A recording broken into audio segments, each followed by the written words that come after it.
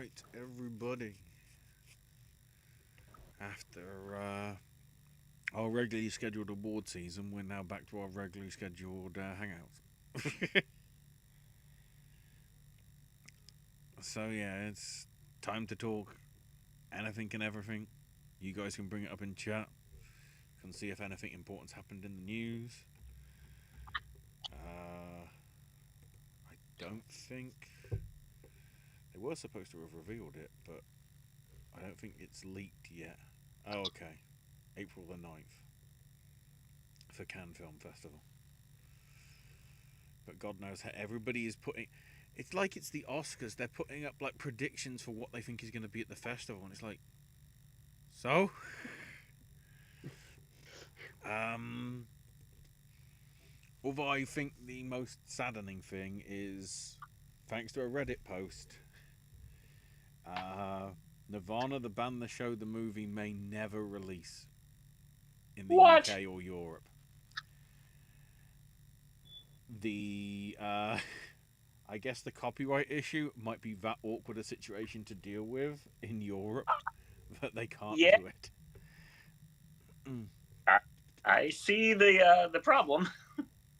There's a literal there's even a literal scene in the movie from what I've seen on Twitter where it's like, if you're seeing this in a cinema, be lucky because you're never gonna see it in a cinema again. That is that verbatim in the movie. Before before we started, I said I had something to ask Owen when we went live. And that's always a fun conversation to have.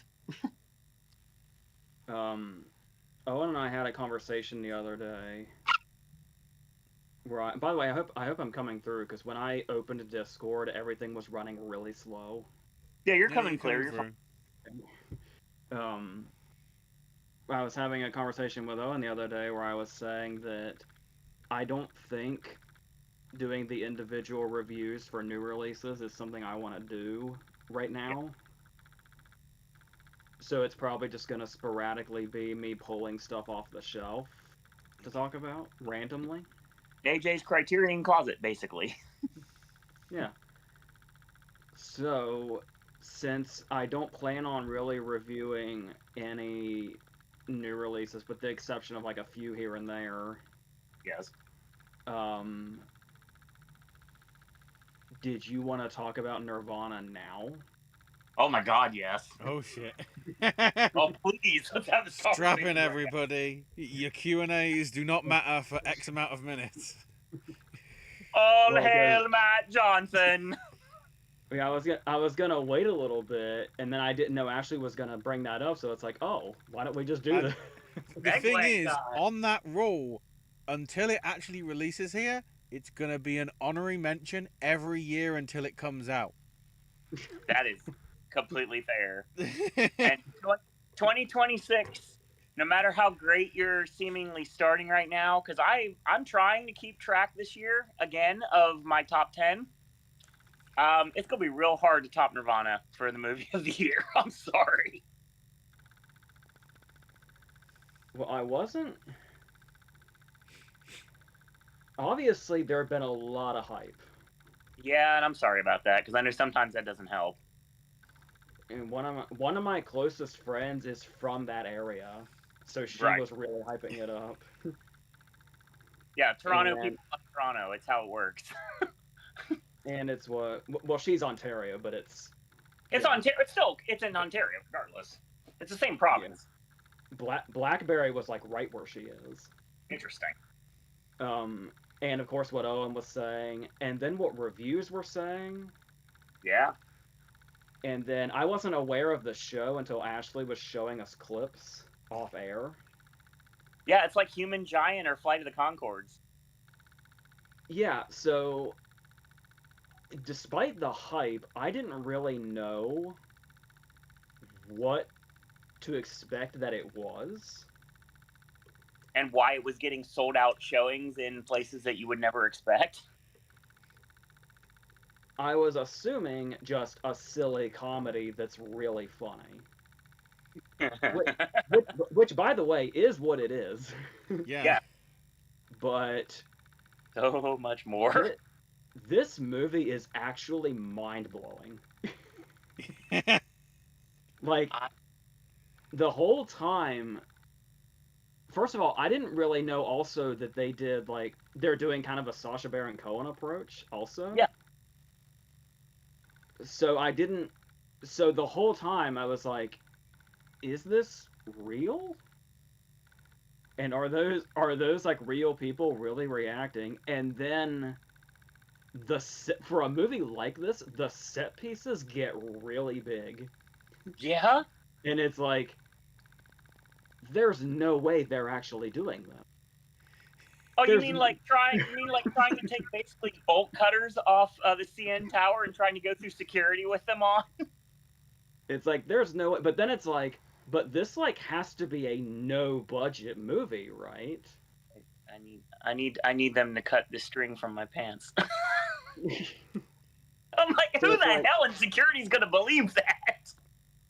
So for a movie that seems like so low key, it's like these can't be effects, and they can't have had a lot at their fingertips. Right. So how is this? How is what I'm looking at even happening?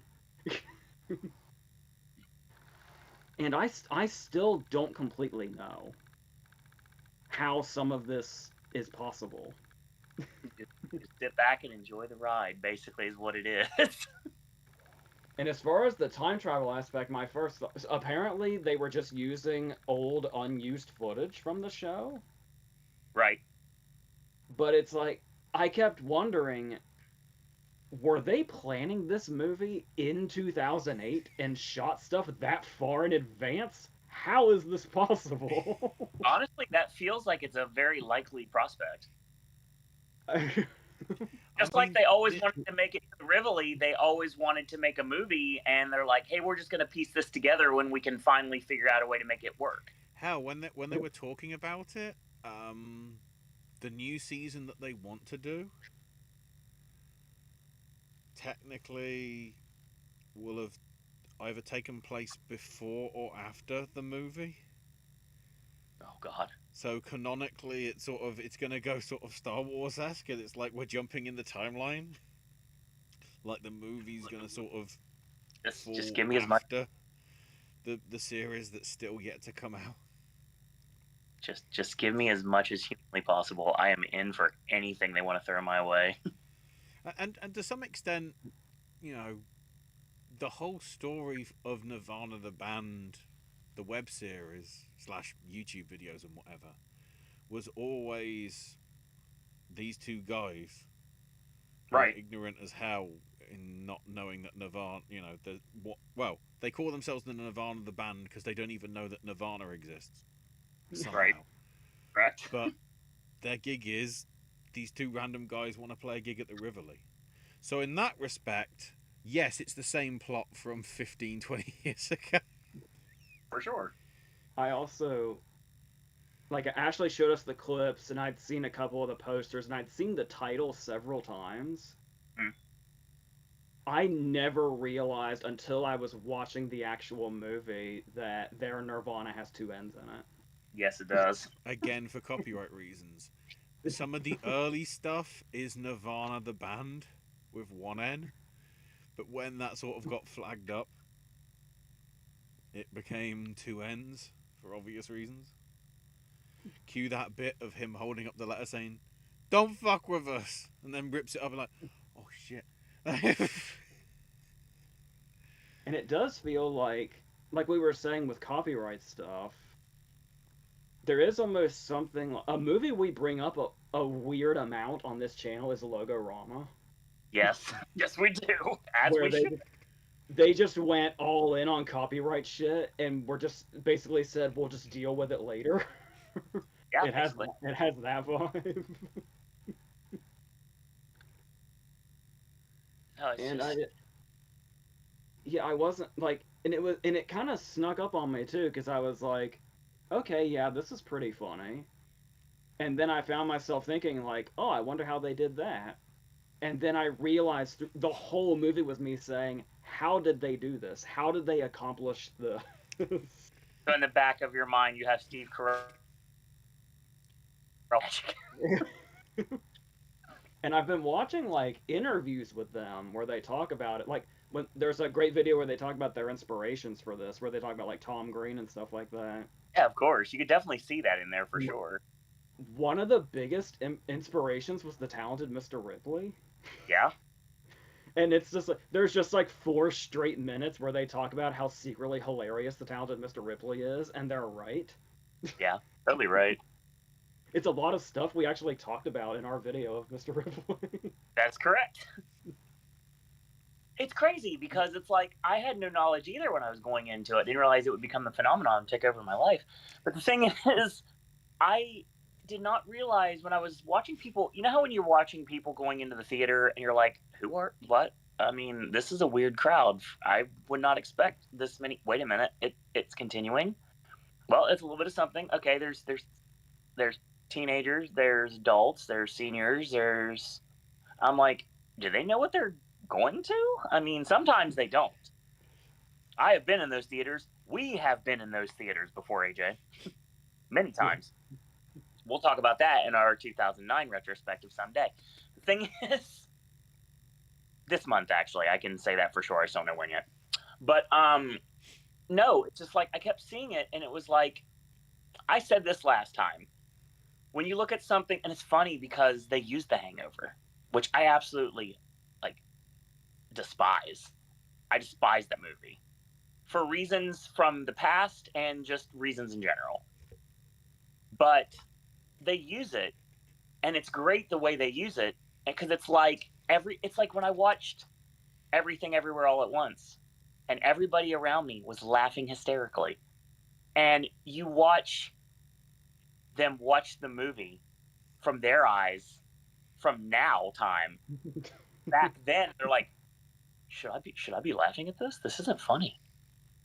Yeah, and I love the way they did that because I know exactly how they feel. Well, also just the fact that like the first thought is like, God, was it as recently as 2008 that we were just all degenerates? Yes, 1,000,000%. Yes, we were. There's proof that does not exist online, thank God, that yes, we were. As a society, we were Mike Judge Idiocracy as a shoot. The Now sad that thing, movie though, is that wasn't I don't think actually about it. surreptitiously filmed like the Star Wars bit that we saw off air. You know, in the actual cinema in 2008, they had to stage that. Because yeah, the Tom Green stuff, the Sacha Baron Cohen stuff. I mean, it's got like Flight of the Conchords vibes with Jay playing the music and everything, just like Brett and Jermaine, and just like I don't know what it was, but as the movie continued, and AJ, you can vouch for this as well because you've seen it recently, and I haven't seen it in a minute. It was just it kept growing, and it just kept getting funnier and funnier and funnier, and I was like, this is not letting up. There's no way this thing's going to get topped anytime soon. You can give me any comedy right now that could possibly come out this year. I don't think it's going to beat Nirvana. Another thing that tells you just how great the comedy is I was noticing some things that would typically be weak points in other comedies. Mm-hmm. When he starts, I don't know why it was this scene of all the things in this movie. One of the things that really got me was when it was after the big moment for Jay. I don't want to spoil anything. If you're talking about what I think you're talking about, that's probably the biggest laugh that movie gets every time I've seen it. Somewhere in the middle of this movie, we'll just say Jay gets in big trouble. It's like one of the funniest things I've seen on a cinema screen in a long time. And again, I knew it was coming. It was building and building, and I just was watching everybody around me, and I was like, how are they going to react to it? Maybe not funny. And what I'm talking about is a scene after that. Yes. When he goes back to Matt, and they're trying to map out a plan. And they completely detour into this Sesame Street bit. Yes. And it's like, normally, if I was watching a regular comedy, a detour like that would annoy me. It fits here. But the longer it went on, and then when Matt was gearing up to go into a whole other thing about that, and Jay told him to come back to the conversation. It just gets more and more absurd as everything rolls on. Yeah, just and there's like, and you would think it's stuff that's like in another movie would just seem edgy for the sake of edgy, Yeah. but here it's like throwaway. Like there's just one very quick moment where they're doing. I think it's out now. They do like the Back to the Future thing. Oh, clearly. And there's just a quick moment that doesn't even amount to anything where Matt puts 9/11 in. Yes. And he just says something like, "Don't worry, you're gonna love this." And when that doesn't go into anything, that's like the whole 9/11 joke. Is just him saying that, but then it like goes another way. Yes. The crazy thing is, I don't know whether it's the movie or whether it's just deleted footage that they never use in 2008. Matt's like watching it, and I'm guessing it's the second strike. Mm. And Matt's like, I'm trying to work out when Matt's supposed to be watching this, because if this is 2008, I guess the ignorance is somehow in 7 years he didn't know that 9/11 happened. So he's like, oh wow, that wasn't supposed to happen. Jay, have you seen this? Yeah. That sounds about right. Yeah. That's his personality. Yeah, I didn't really have any expectations other than it would just be like a silly comedy Right. about a couple of losers, essentially. Yeah. That I just none of that I could have expected. I was happy Ashley showed us the clips that he did because I think at least a couple of those are referenced in passing. They are. What one song in particular? God, I marked out so hard when that Ben Folds song started at the beginning of the movie. I was like, oh my God. I know this song. And it's like, and you have to like really know it because the reference is happening off screen. You just have to recognize the sound of it. Yes. Mm-hmm. And somehow, after like one time of actually showing us that one clip, that like Only like, because triggered I the had to memory show and you made the end of the one episode because it carried over into the start of the other one. That's the only reason people would get the Ben Folds 5. God, I was so happy. I like whatever and ever amen was an album that I really like clung to in high school, and I really enjoyed Ben Folds in general. I mean, that's not off that album, but just his music I've always enjoyed. I just love like "Song for the Dumped." It was a song that I listened to like constantly back in the day, back when everybody thought Brick was the second coming, because back then it was. This is where I want to bring up the Canadian Academy. Okay. Because they announced their nominations for their equivalent of the Oscars. And Nirvana only got 8 nominations, I think. It somehow didn't make director. How? Nor soundtrack. Really, how? Well, I mean, it might just be because it's a lot of pre-existing music. Yet, somehow, for Best Song, they nominated the Alphabet Song. Yes. And then there's G. That's all I need to say. Oh my God, yes, please.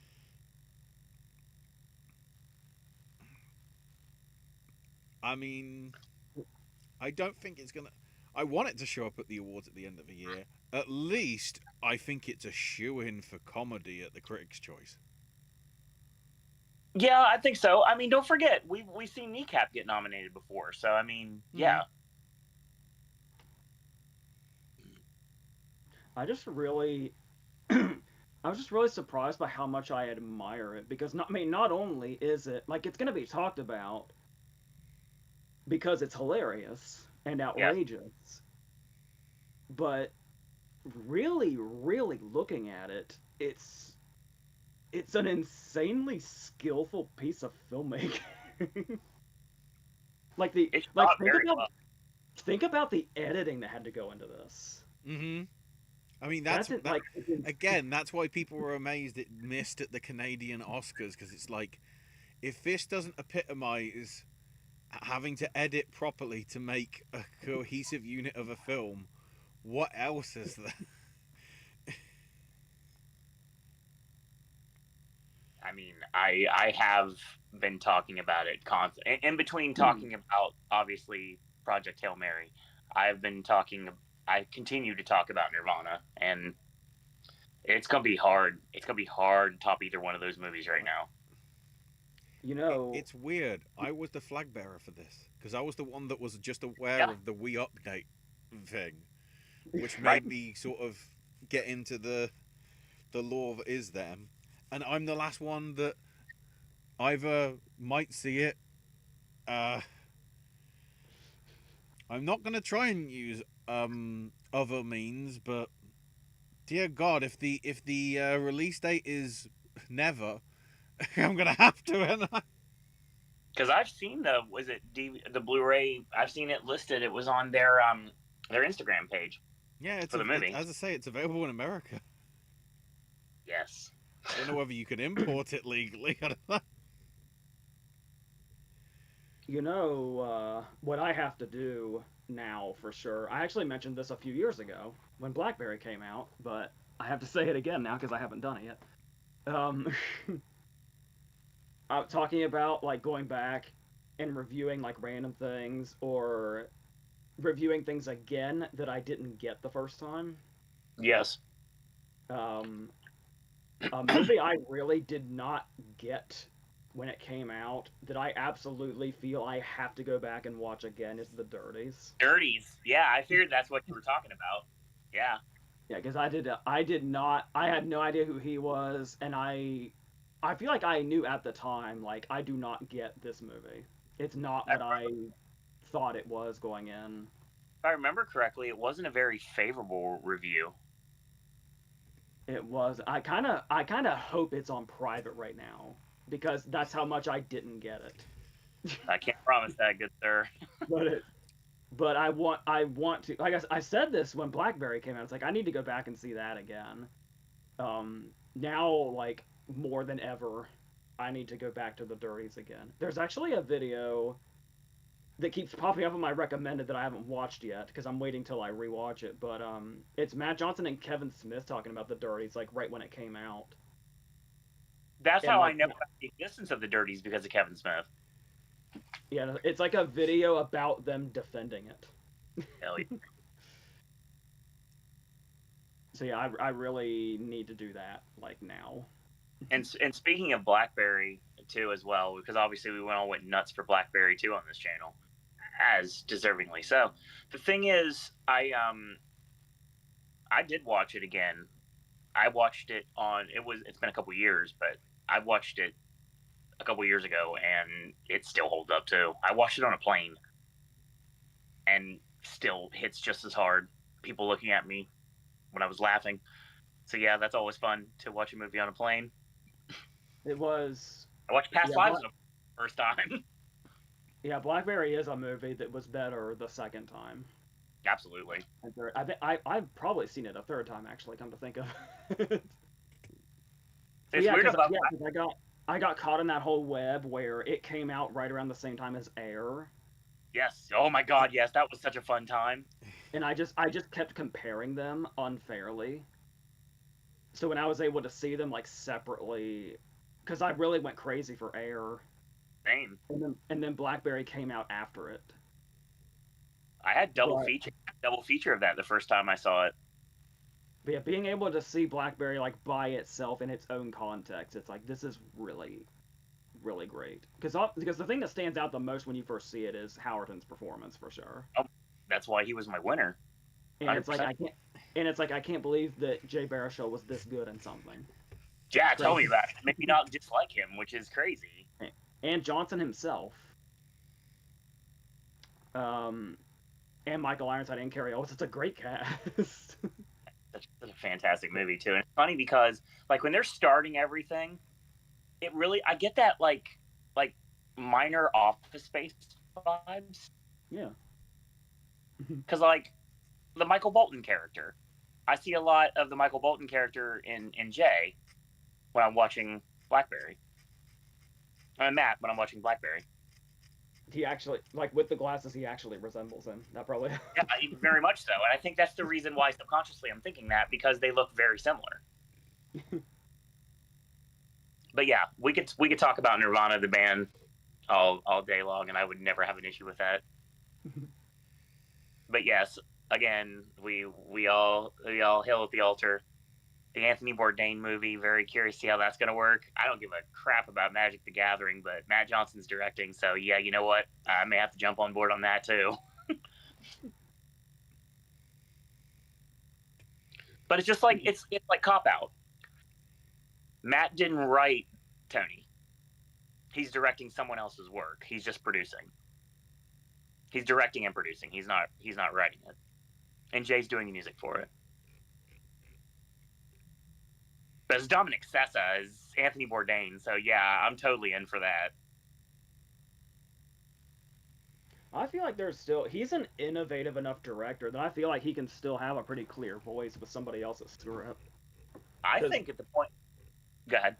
Blackberry was doing some really interesting stuff, direction wise, also.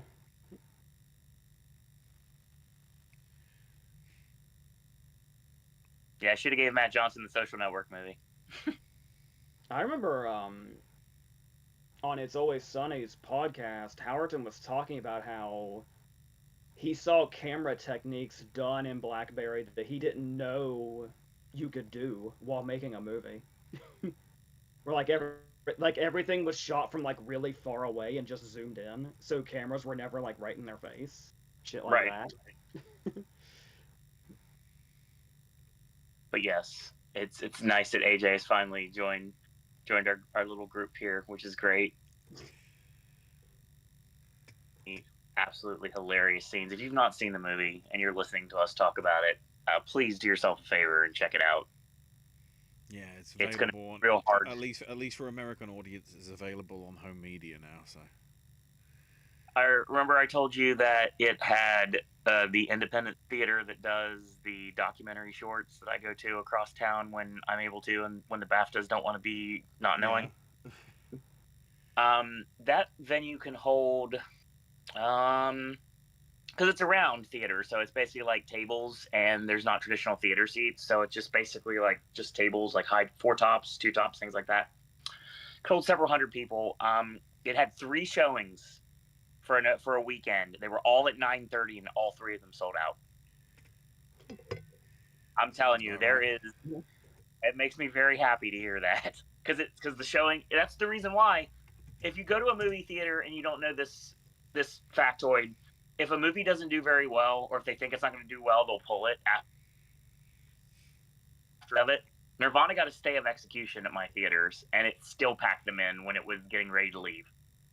It is going to be a shame if some people don't take to it at home. I can understand that. Because it is, to my understanding, that... My God, it's a theatrical experience movie. There have been multiple reports that seeing this in a full theater with fans is basically a religious experience. It's your next cult classic. 100%. It's a cult classic. It's a midnight movie that I could see happening 5 years down the line if it takes that long. And it deserves to be, because it is fan-freaking-tastic. And not something that's like just shallowly given that title, but an actual real cult movie. Oh my God, yes. What cult movies used to be before that term got mainstream. Certainly. I see that. And we have officially talked about it for 40 minutes.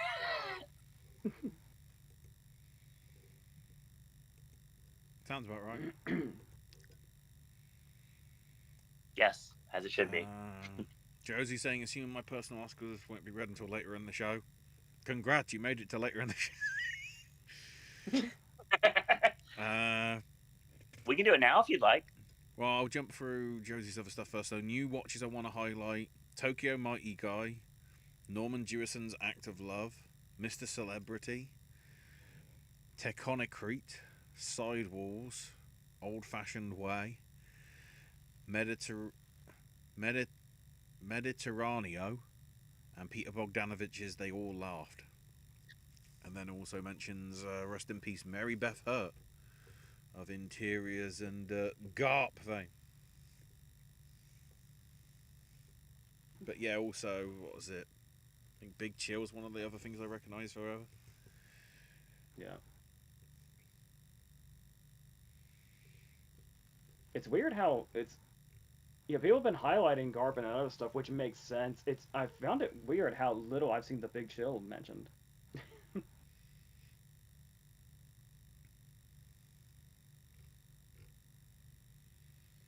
So we want to go into Josie's Oscar nominees and winners to start the show. Feel free to dabble into right that here. first. Okay. So, as we did an entire show on it, and as I feel Brian's going to be doing as well in the near future. Yeah, that is partly brought up in the comments, so we'll get to that. Maybe Revolution Weekend, which will be our next hangout. That's official. I'm doing a movie on Monday. That's a secret movie, and then we're going to do the Tuesday show. Okay. So for Josie, best sound, we have Arco, 28 Years Later, The Day the Earth Blew Up, If I Had Legs I'd Kick You, It Was Just an Accident, No Other Choice, One Battle After Another, Rats, Weapons, and the winner, Resurrection. Oh, wow. Makeup and hair, we have Weapons, Resurrection, Frankenstein, and 28 Years Later, and your winner was Ugly Stepsister. Nice. So we're going to go, I'll move that to the side. Okay, cool. For editing, I don't know why I'm doing this in order, because I'm not doing it in order. We have The Testament of Ann Lee, Reflection in a Dead Diamond, Rats, No Other Choice, Marty Supreme, The Day the Earth Blew Up, Begonia, Boys Go to Jupiter, Black Bag, and the winner, One Battle After Another.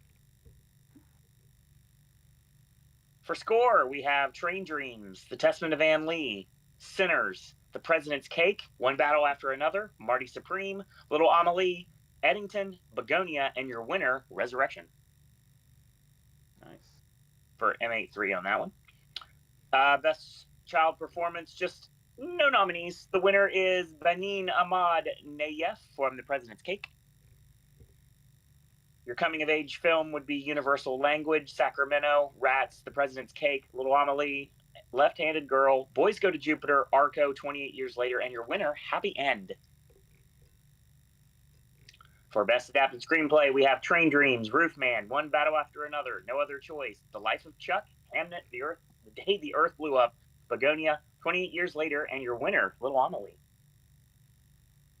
Cinematography, Train Dreams, The Testament of Ann Lee, The Secret Agent, One Battle After Another, On Becoming a Guinea Fowl, No Other Choice, Eddington, Caught by the Tides, Begonia, and your winner, Resurrection. Damn. For original screenplay, Weapons, A Useful Ghost, Universal Language, Sentimental Value, Resurrection, The President's Cake, The Phoenician Scheme, Left-Handed Girl, It Was Just an Accident, Happy End, Good Fortune. I appreciate you for doing that, putting Good Fortune on there. Thank you, Josie. Boys Go to Jupiter, Blue Moon, yes. Black Bag, and your winner was Eddington. Wow. Okay. Supporting actor, we have Chen Yongzong from Resurrection, Stellan Skarsgård for Sentimental Value, Sean Penn from One Battle After Another, Ray Jean Page for Black Bag, Peter McNichol for The Day the Earth Blew Up, Chris Evans for The Materialist. I appreciate that as well. That movie did not get enough love this year. Muhammad Ali El Yasamir from It Was Just an Accident, Michael Cera from The Phoenician Scheme, Ibrahim Azizi, It Was Just an Accident, and your winner, Aidan Delbus from Begonia. I like the Reggae Jean Page shout out. Yes. I'm happy with good old Vigo getting a nomination as well. You know, supporting actress. He's the only thing I remember about that movie, so yeah. Vigo. Anyway. Son Yi Jin from No Other Choice, Danielle Evan Ploger from Rats, Deidre O'Connell from Eddington, Amy Madigan from Weapons, Teresa Lee from Resurrection. It's funny because I actually have a friend named that, but it is not the same person. Wahid Sabet Karibat from The President's Cake, Kirsten Dunst from Roofman, Jodie Comer from 28 Years Later, Miriam Afshari from It Was Just an Accident, and your winner, Inga Lilias from Sentimental Value. Good job. Love that. Best Actor, Jackson Yee, Resurrection, Channing Tatum, Roofman, Joaquin Phoenix, Eddington, Wagner Moura from Secret Agent, Vahid Mobaseri from It Was Just an Accident, Ethan Hawke, Blue Moon, yes, Joel Edgerton, Train Dreams, Benicio del Toro, The Phoenician Scheme, Lee Byung-hun from No Other Choice, and your winner, Jesse Plemons from Begonia. Nice. Zhao Tao from Caught by Tides, this is for lead actress. Mashi One / Janelle Tsai from Left Handed Girl, Amanda Seyfried from The Testament of Anne Lee, Renata Reinsev from Sentimental Value, Lee Myron from The Ugly Stepsister, Chase Infinity, One Battle After Another, Devika Horn from A Useful Ghost, Susan Chardy from On Becoming a Guinea Fowl, Rose Byrne, If I Had Legs I'd Kick You, and Banin Ahmad Yaif from The President's Cake. I read this wrong. Your winner is Amanda Seyfried. Best Romance, Useful Ghost, Sinners, Sacramento, Resurrection, Phoenician Scheme, Materialist, Lost in Starlight, Good Fortune, The Day the Earth Blew Up, and Black Bag. Nice. Director, Joachim Trier from Seminole Value, Steven Soderbergh, Black Bag, Jafar Panahi, It Was Just an Accident, Kleber Mendonca Filho from Secret Agent, Yorgos Lanthimos, Begonia, Mona Fastvold, The Testament of Anne Lee, Park Chan-wook from No Other Choice, Ari Aster from Eddington, PTA from One Battle After Another, and your winner, Bygone, Resurrection. Top overlooked features. These are all just a shout out. Universal Language, Sacramento. I'm happy people credit Sacramento. That movie's great. Rats, On Becoming a Guinea Fowl, Left-Handed Girl, Happy End, Good Fortune, The Day the Earth Blew Up, and Boys Go to Jupiter. We have acting ensemble, Weapons, Universal Language, Testament of Anne Lee, Sinners, Left-Handed Girl, It Was Just an Accident, Happy End, Black Bag, and your winner, One Battle After Another. For comedy, we have Rats, One of Them Days, Naked Gun, Good Fortune, and the winner, The Day the Earth Blew Up. I will save that for there. We'll do the... Okay, so Best Picture. 25... Weapons, Useful Ghost, Universal Language, Train Dreams, Testament of Anne Lee, Sinners, Sentimental Value, The Secret Agent, Rats, President's Cake, Phoenician Scheme, One Battle, No Other Choice, Marty Supreme, Little Amelie, Left-Handed Girl, It Was Just an Accident, Happy End, Good Fortune, Eddington, The Day the Earth Blew Up, Begonia, Boys Go to Jupiter, Black Bag. AJ, you want to guess what the Best Picture of 2025 is for Josie? Is it Resurrection? It is Resurrection. And I got one more gimmick right here. We did score, and the last thing will be her, what she refers to her silly ancillary awards. She puts little quirky little awards that don't really fit in any other categories. She just created her own, so that works really well. Best kill, no spoilers, No Other Choice. Best bathroom, Rats. Best glasses, Universal Language. Best pet, The Rooster in the President's Cake, and the conjoined twin cats in Secret Agent. Best tree, Hamnet. Best boat, President's Cake. Best house, Sentimental Value. Best bar or restaurant, Blue Moon, yes. Best neighborhood, The Secret Agent. That depends on who you are, I guess. Best train, 28 Years Later. Best car, It Was Just an Accident. Best couple, Agnes and Evan in Sentimental Value. And the parents in Little Amelie, tie. And the best toxic romance, Stephen Lang and Una Chaplin in Avatar, Fire and Ash. Thank you, Josie. We appreciate you. That's a good mix. Jeez. A lot of movies I unfortunately did not get a chance to see. The Day the Earth Blew Up, I still sucks I didn't get a chance to see that. I am very excited. I wish Acme, though. Bry saying, got my first Criterion purchase of the year, but I did it the week before the flash sale, dang it. I have a new cardigan, Brian, so we all have something to celebrate. So, Bry picked up Woman Under the Influence, Playtime, Birth, Eyes Wide Shut, Killers of the Flower Moon, and Testament. Yes, love Killers of the Flower Moon. Bry also says, I have Hairspray 88 edition on my wish list. I saw it over the weekend, really ended up enjoying it. Hairspray's great. Super fun. One thing I realised today after revisiting the '07 one, we had a Disney star and a Nickelodeon star working together on Hairspray and Efron and Bind.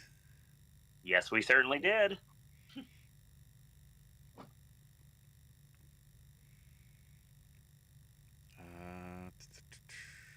Right now I'm on the editing phase of my personal Oscar lineups for the 2000s. So Bry's giving us an early release of the personal Oscar lineup for 2000. Two things to note: with casting being introduced, I discontinued Best Ensemble, and two, since animated feature didn't get added until 2001, he's incorporating. It'll be Best Documentary or International Feature. Okay. Okay. Let's get started. And I know AJ is always anticipating my supporting actor lineups. Of course. His favorite category for a reason, Brian. Right, so Doc or International Feature. His shortlist is Amoris Peros, Long Night's Journey into Days, Scottsboro, American Tragedy, Sound and Fury as a filler, and Winner Divided We Fall. For adapted screenplay, Chocolat, How the Grinch Stole Christmas, Pollock, Traffic, and The Winner Quills. Nice. I like Traffic. For original screenplay, Billy Elliot, Castaway, Divided We Fall, Erin Brockovich, and The Winner Almost Famous. Heck yeah. Love Almost Famous. For supporting actress, Frances McDormand. For Almost Famous, Connie Nielsen for Gladiator, Goya Toledo for Amoris Peros, Julie Walters for Billy Elliot, and winner Kate Hudson.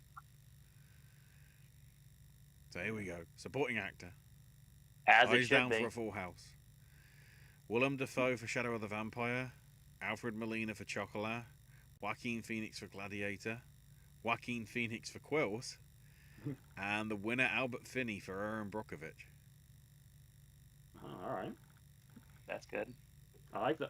I do like the double Phoenix actually. I like that a lot. For lead actress, Joan Allen for The Contender, Juliette Binoche for Chocolat, Marcia Gay Harden for Pollock, Kate Winslet for Quills, and the winner Julia Roberts for Erin Brockovich. For lead actor, Jamie Bell for Billy Elliot, Russell Crowe for Gladiator, Ed Harris for Pollock, Jeffrey Rush for Quills, and the winner, Wilson! Wilson! While we're on the topic real quick, I do just have to say,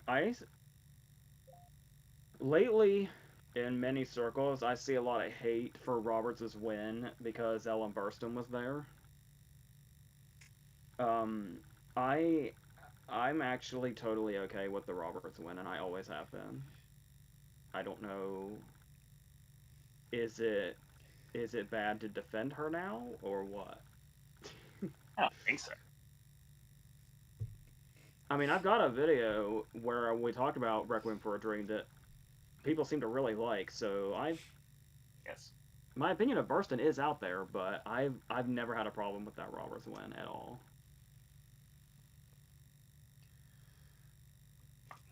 For director, we have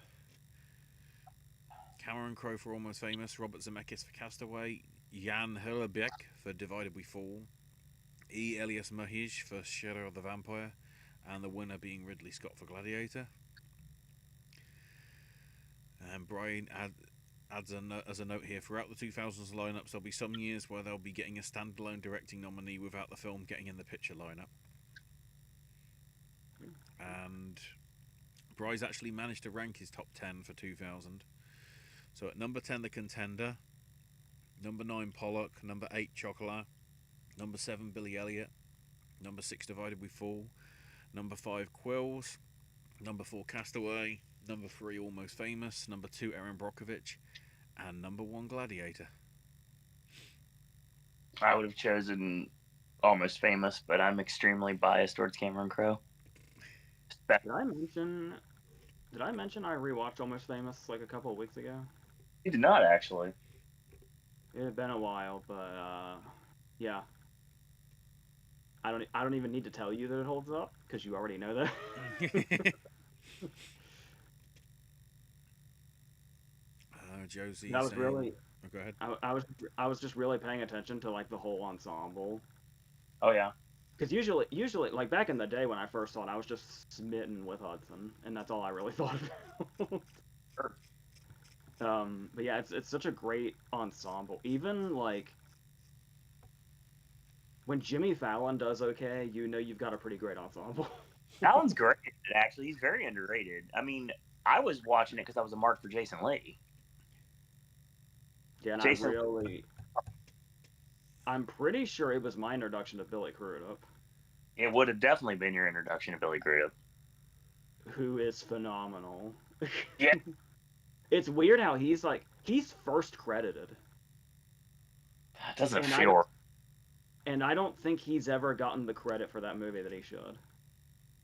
I mean, he does on the Stillwater merchandise. 100% on the Stillwater merchandise. One of the best, some of the best movie scenes of all time in that movie. 100%. And we could go. It's only what a couple of scenes, and you could still write essays on how good Hoffman is in like Best 2 scenes. man. Oh my god. And all the random people that show up, like Rainn Wilson and Nick Swartzen and Mark Maron as the guy that shuts the gate.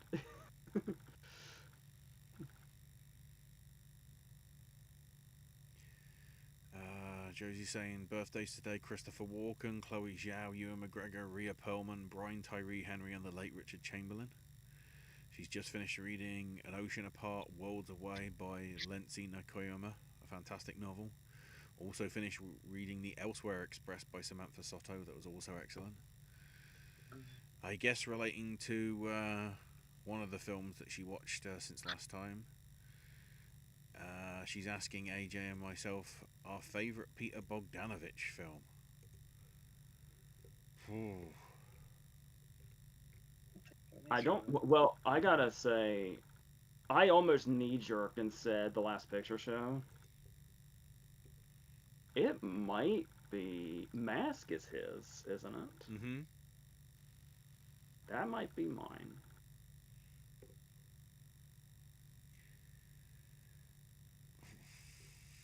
I actually might be able to answer this.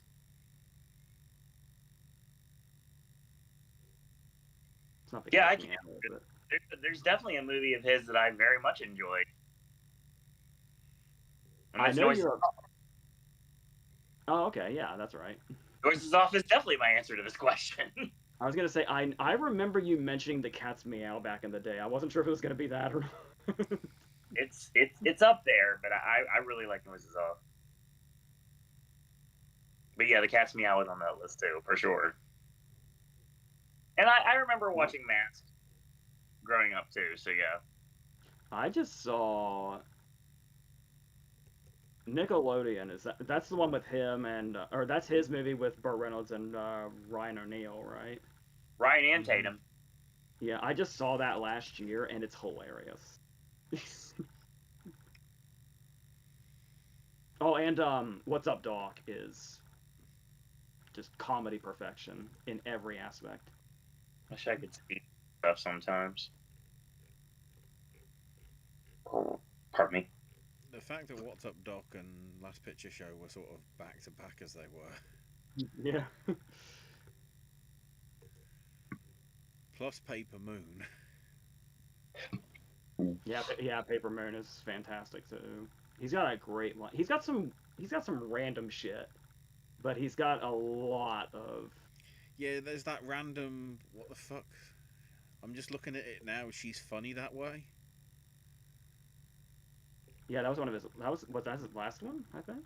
Yeah, but like Owen Wilson, Imogen Poots, Catherine Hahn, Jennifer Aniston, Sybil Shepherd. Yeah, there's a review for that on this channel somewhere. There is.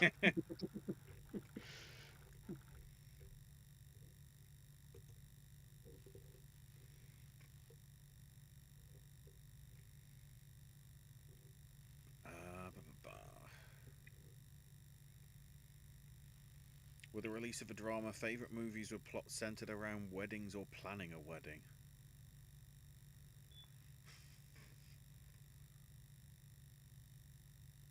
Okay, so it's not a favorite, but I can tell you the movie that immediately comes to mind when you ask that question. And I don't know, and maybe this is my subconscious because it stars an actress that's just come up a couple of times. But Oh. The first movie that popped in my head when you asked that question was Melancholia. Oh dear God. I don't know what that says. I don't know what that says about weddings. Did you say what world is? I mean, the wedding singer would be a good go-to, but if I Yeah. can't count that one, the answer is A Walk to Remember, obviously. I don't know why you wouldn't count it. The Wedding Singer is totally about a movie planning a wedding. Those are my two answers. They're just planning a wedding that's never going to happen.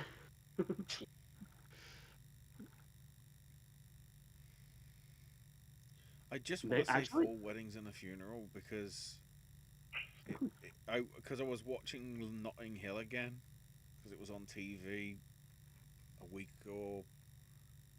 weekend or two back. I keep forgetting Notting Hill isn't a Richard Curtis picture.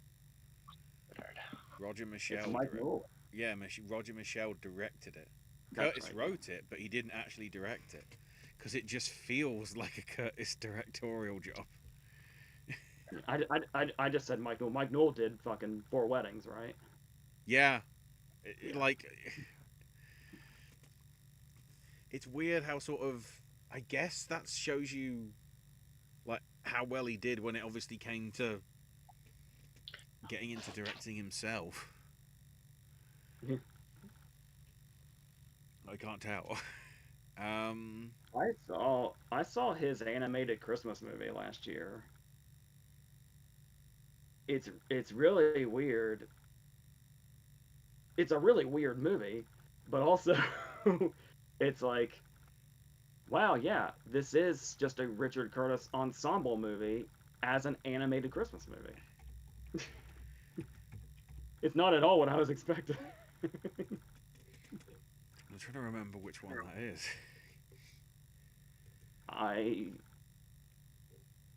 Is it just called That Christmas? Oh yeah, that he wrote and exec produced. Is that the one that just got shoved on Netflix? Yeah, of course it did. Yeah. Why put it in the cinema when it's from Richard Curtis? Yeah, Actually, that movie. It so it has Santa and it has a talking reindeer in it, but it's essentially an ensemble drama disguised as a kids animated Christmas movie. That's actually incredible. I can say Richard Curtis has got one of the best directorial lists in movies because he's only done 3.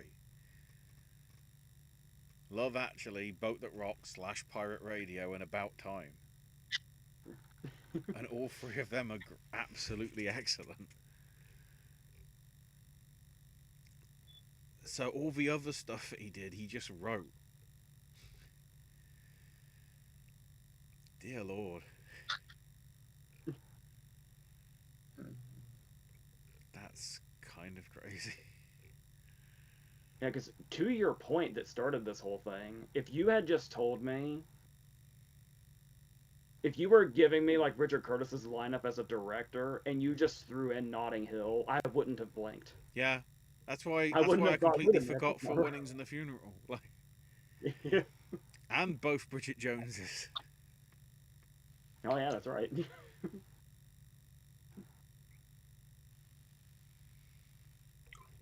And then what the hell's that? Oh God. The Melissa McCarthy genie thing.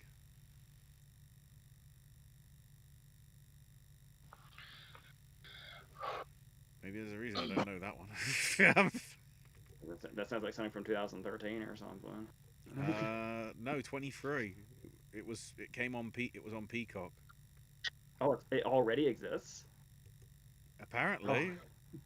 Oh well, okay. Released on Peacock November 2023. I thought you were talking like an upcoming thing. That's like, no. Okay, that sounds right.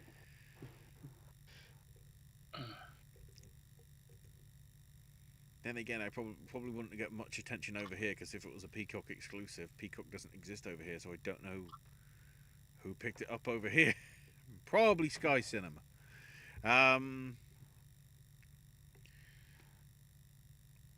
Josie also mentioned, yeah, can line up April 9th, which turns out to be Elle Fanning and Inga's birthday. Did Yoakum know what he was doing?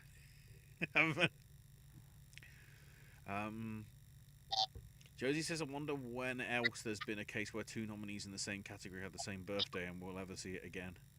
I'm sure there's been cases where two nominees had the same birthday, but maybe not in the same category. I just don't want to be the person that has to do that kind of research. Yeah. Good luck with that. Although, there's a potential we could be seeing it soon. Because apparently Christian Bale and Olivia Colman have the same birthday. Of January the 30th, but obviously... Well, they could be in the same category if it's the Independent Spirit Award. Speaking... While we're on the topic... I can't remember where we were, if this is a sidetrack or not, but... While we're on the topic of Olivia Colman, Ashley, who do you think the upcoming Oscar-winning Taskmaster contestant is? I mean, everybody's pleading it to be her. I feel like with Iannucci being in this upcoming one, Capaldi's the one that does make the most sense. Mm-hmm. But yeah, I'm really pulling for the Coleman rumor.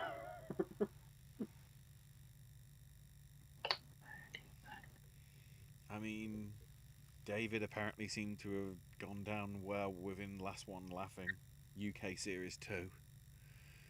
Which is coming to its end, I think, in the next day or two. Because they do that into three. They split like the first 3 episodes into week 1. I think 2 episodes in week 2, and then the finale episode or episodes are like this week. So I'm intrigued to see what happens there. Whether Bob Mortimer will retain his crown. Yeah, I'm intrigued obviously we'll get news somewhat soon because as they're starting to air the new series, which, if I manage to organise it with AJ, we might try and do a series wrap-up on series 21 of Taskmaster. I think 21 sounds right. Yeah, because we just had Champion of Champions 4, so... Because obviously, because of that, usually they start filming the audience segments for the next series during when the other series airs. Partially because by the time we get to episode 10, they always drop a teaser. These are the people that are coming up in the autumn, the autumn release, if you will.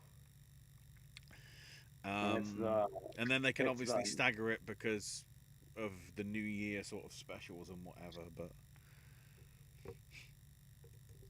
it's the 9th we're starting this season.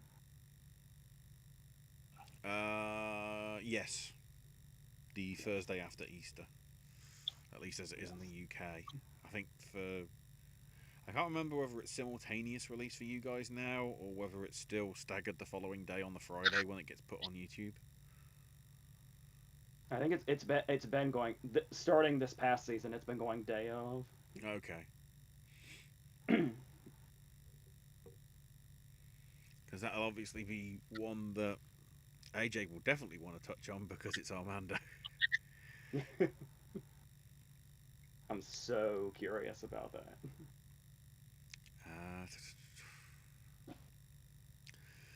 Josie says predicting cans are fool's errands at times. I mean, you can predict some films in the lineup, but not all. Winners are even harder to predict. Yeah. Yeah, you can't even predict the palm ever, let alone trying to predict the lineup. Like who's attempting this? You can certainly get an idea as to like which ones you think are in with a shout.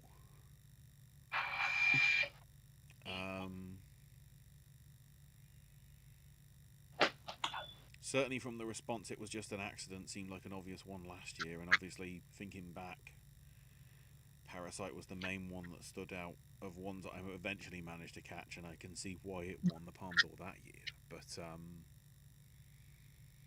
yeah, sometimes it can be sort of semi left field or not one that you expect. So. Oh, speaking of favorite Nirvana song.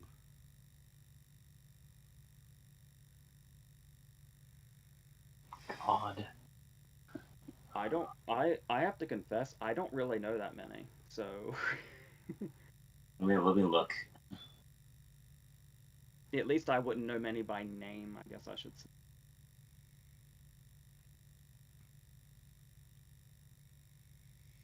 Mine, I guess, is a semi deep cut.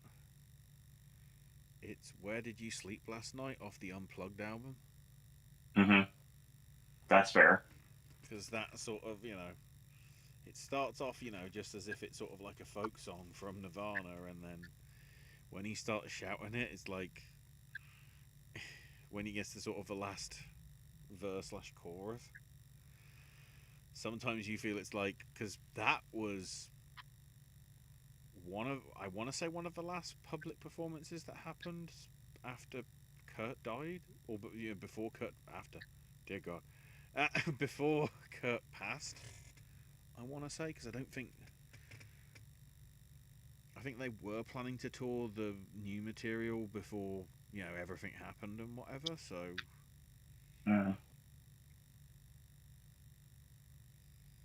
just because it's refreshing to hear like a Nirvana track acoustic, basically, and not one that you expect to hear in the usual form like all their other stuff. Yeah, because that's one that's been covered several times. Well, as it's a folk song, anybody can do it. It's the advantage. The cover direction as far as sound. See, the thing about it is I said this on the channel during a live, and I also said it on, I don't know, might have been a random sip and snack. It was a sip and snack when we were talking about the Oreos. When Austin did the Nirvana acoustic songs when the world shut down, I saw him in a completely different light than I did back when he first broke onto the scene. When Post Malone first came out, it was kind of like I just didn't get it. But then as it progressed, it's not just the Taylor influence, that helps, of course, but I really think I saw him in a completely different light and saw exactly what he was capable of as a musician and a lover of music in general when he did those Nirvana covers. I remember those very distinctly. And it also, he covered one of my favorite Nirvana songs, which is Lithium. Because I love Smells Like Teen Spirit, but the problem with it is now, I either think Diamond Dallas Page or Weird Al. So, and I'm right both ways, so it's okay.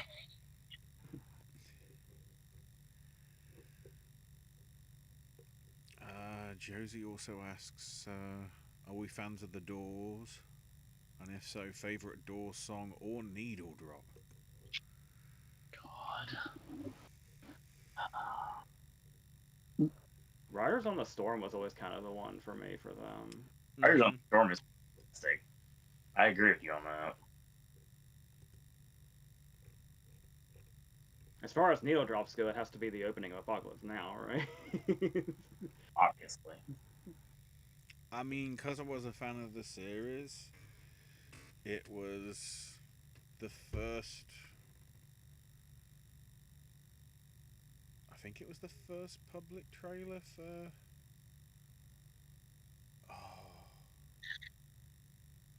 I'm trying to remember whether it was Tony Hawk's Underground or Tony Hawk's Underground. No, Tony Hawk's Underground 2 was that Cut Chemist remix of Ring of Fire.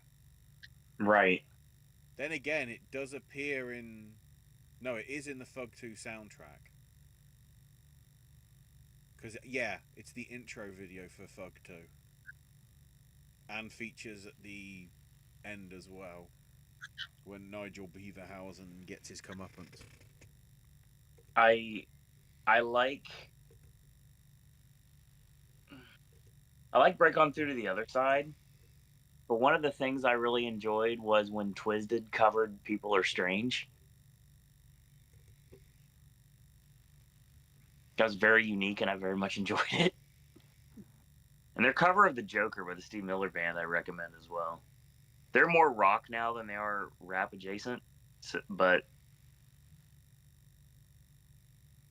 And I enjoy it compared to loving the other two parts of the Cornetto trilogy. But the whiskey bar usage in World's End is pretty nice. yeah.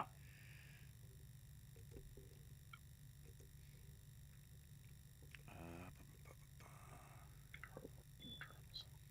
There's probably with the Oscars game.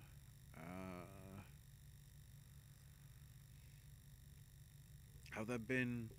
Oh, get back, get back to where Josie was because it skipped forward. Has there been instances when of like, oh, have there been instances where you like the cover of the song in a movie better than the actual original version of the song? Ooh. I know that has happened. It's coming up with which ones that's gonna be a struggle, but I know it has happened for sure.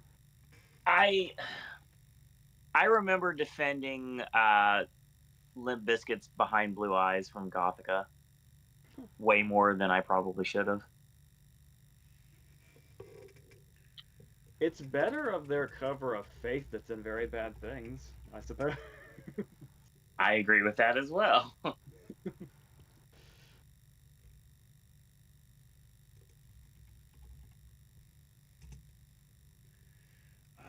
trying to remember.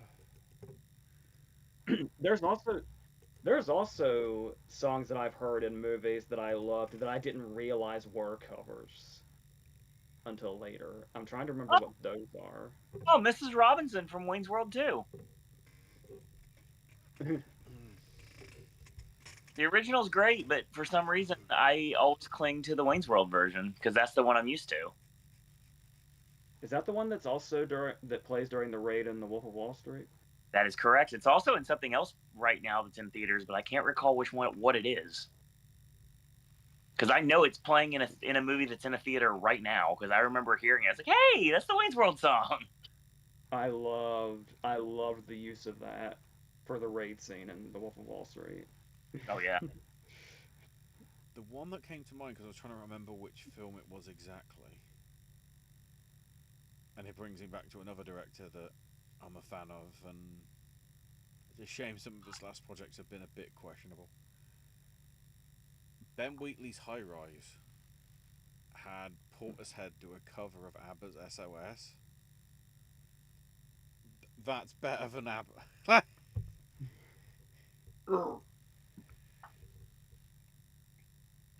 Although I think it's only sort of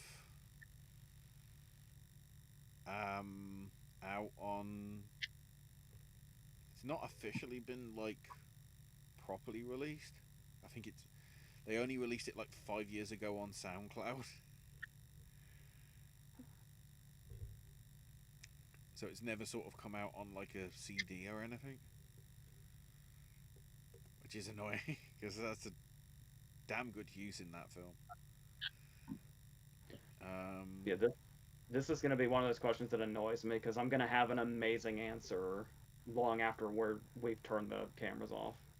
Sure.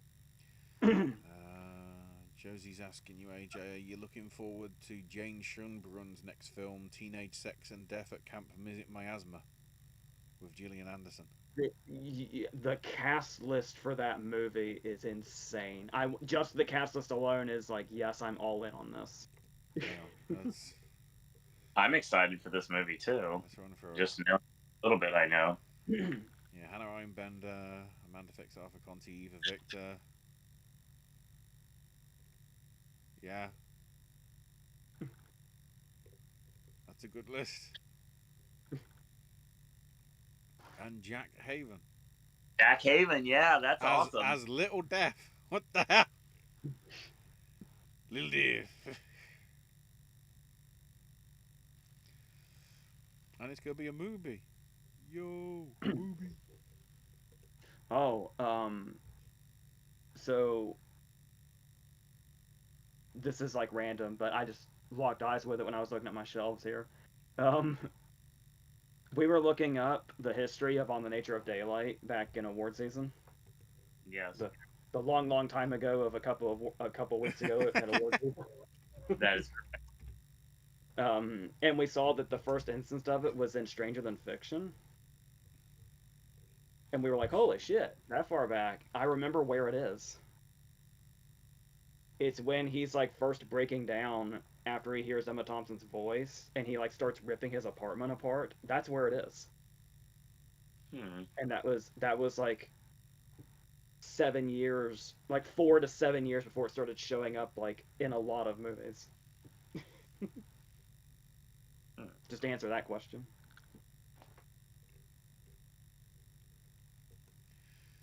Um, we partly already answered this. Are we excited for Matt's Bourdain movie? Yeah, we definitely have talked about this. Very much so. Yeah. I mean, Cessa as well, sort of. Yeah, Dominic Sess is fantastic. He's just getting better.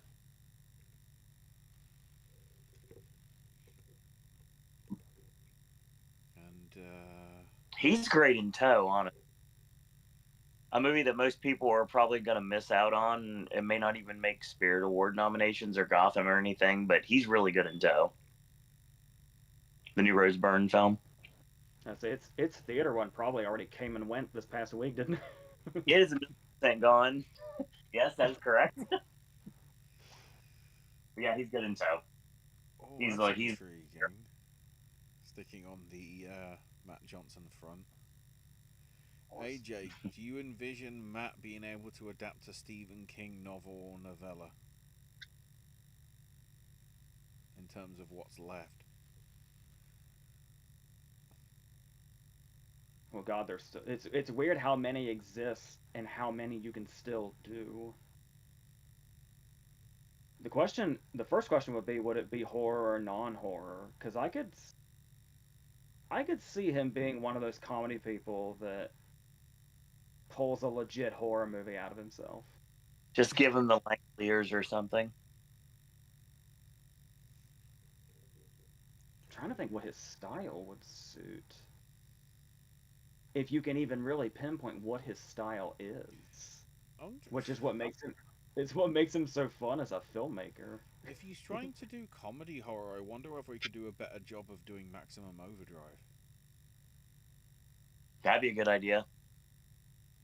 That movie can definitely be improved upon, that's for sure. So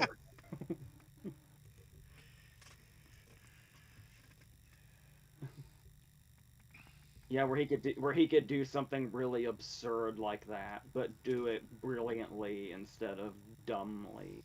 Is dumbly a word? It is It now. is.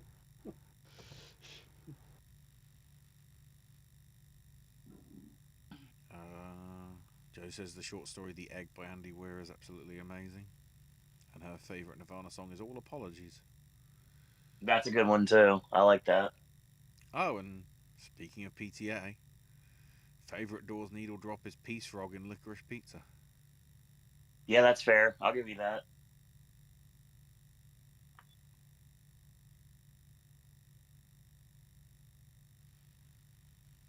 Favourite bridge scenes in movies? I love bridges. I No one's mean, and I don't really care.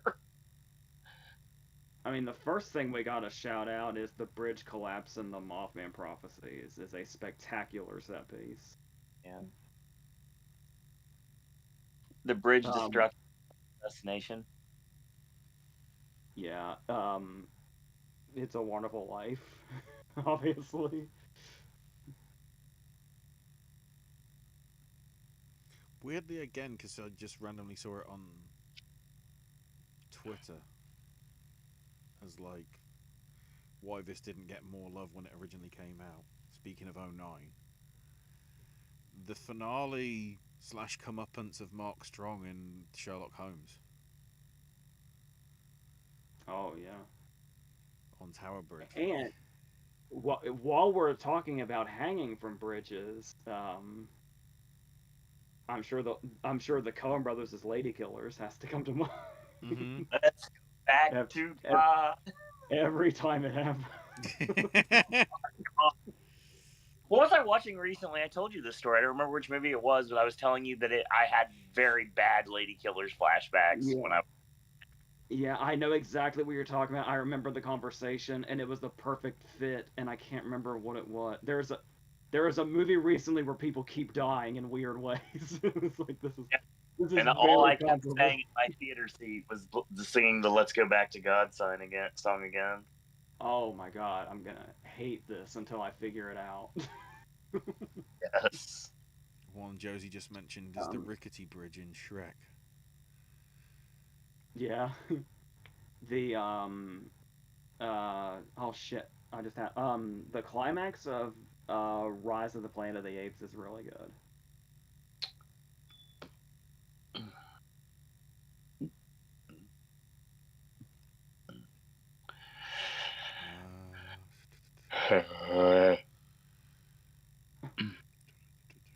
Oh, and Josie says Black Bag was her winner for romance. That's what I said. Okay. I don't know whether you mentioned I winner on certainly it. I did. can't remember, but I certainly It's did. almost, you know what I love about Black Bag is calling it a romantic movie is almost a spoiler. Yeah. Because it is like when you know what the movie is at the end of the day, when the credits start, it kicks in. Wow, they're a really fucking romantic couple.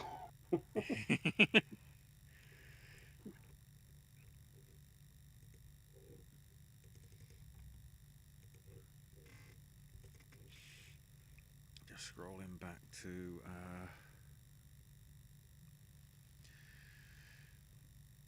Oh, I'm still on bridge. There's a lot of really good bridge scenes. I'm realizing. While the movie is not great and certainly didn't live up to its potential, the opening scene of It Chapter 2, where he kills Adrian and then you see all the balloons under the bridge, I love that. That's like, I love how much they took that scene right out of the book and didn't really change anything. And it's one of those scenes that you never thought you would actually see in an It movie, and there it was.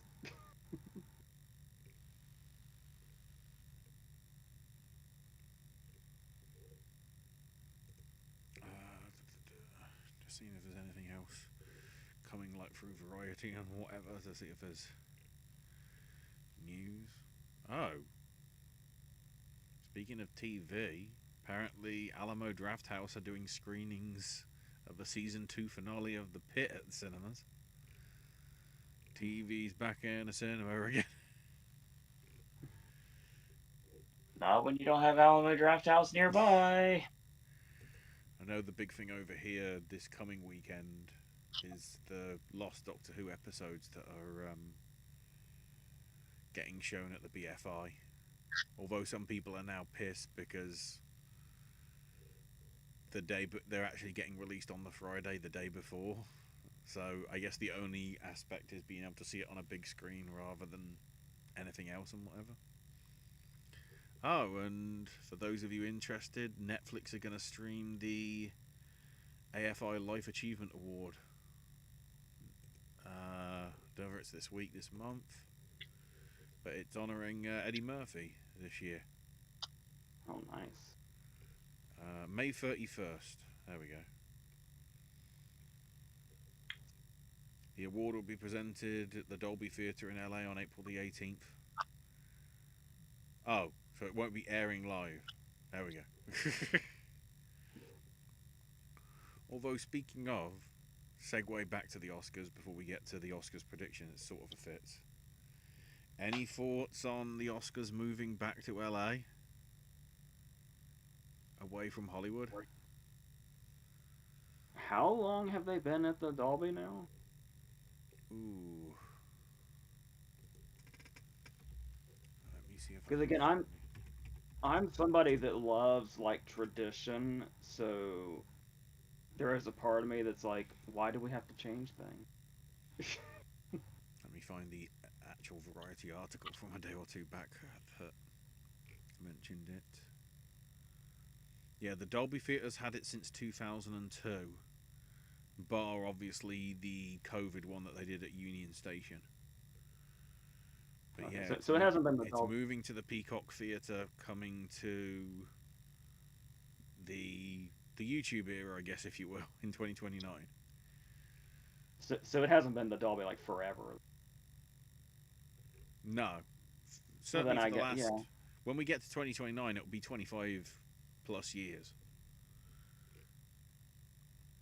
So so basically for as long as I've been watching them. So that's kind of the end of an era. So it's pretty sad, but yeah, like you said, we do have the 2021 in there. So It'll be interesting as well because I want to say the Peacock Theatre's bigger, depending how I guess big or small they want to scale the room. I think I heard that actually. In which case, that's going to piss off Jeff Keighley even more because the Peacock Theatre is where he normally does all his Game Award stuff and his not E3 stuff that he does in the summer.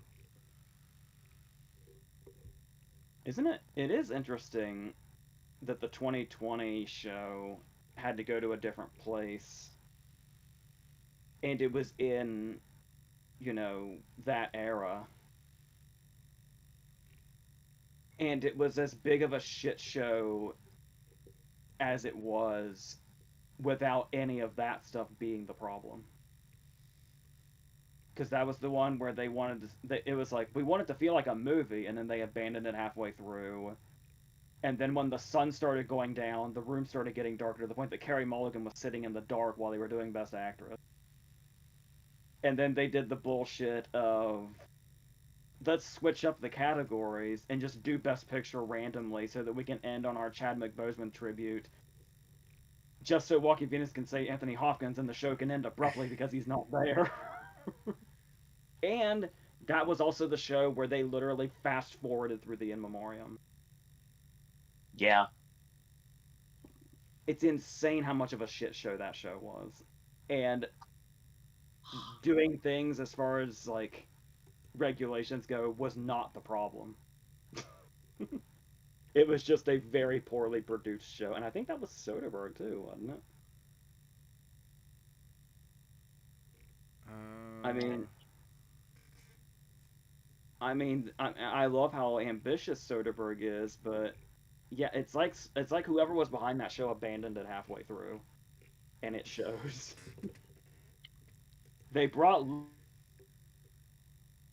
when the show should have been ending.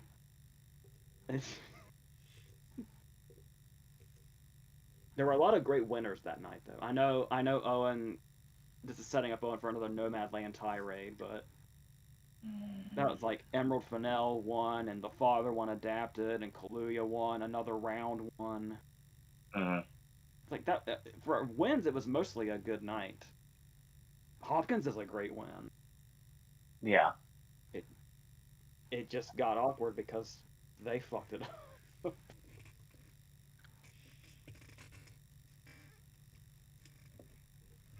so to close out, we've got Bry's Oscars game. There might be some comments afterwards, but yeah, Bry's Oscars game, which is original scores of the 1980s. Um, so, for 1980, do we stick with Fame or switch to Altered States, Elephant Man, Empire Strikes Back, or Tess?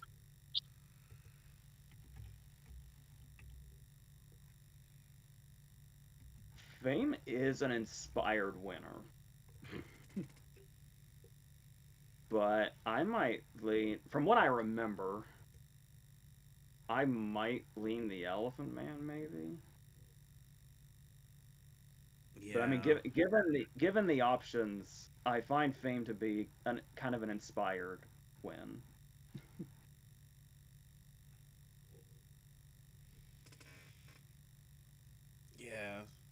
to me, it's sort of a toss up between Elephant Man and Empire Strikes Back.